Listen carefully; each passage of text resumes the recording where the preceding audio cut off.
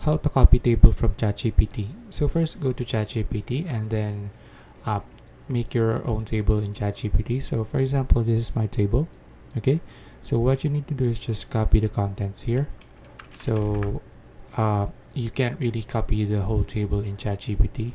What you can do is use the Google spreadsheet and the Google Docs. Okay, the Google Sheet and Google Docs. So just need to copy the contents, go to spreadsheet, and then paste the contents here. Okay, now you'll see it like this. So I just need to adjust this guys here.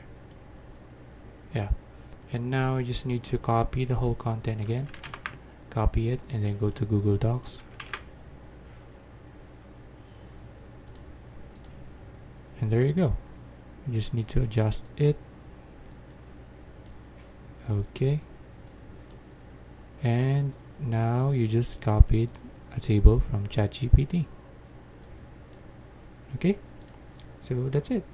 If you found this video useful, please like and subscribe for videos like this. See you in the next one.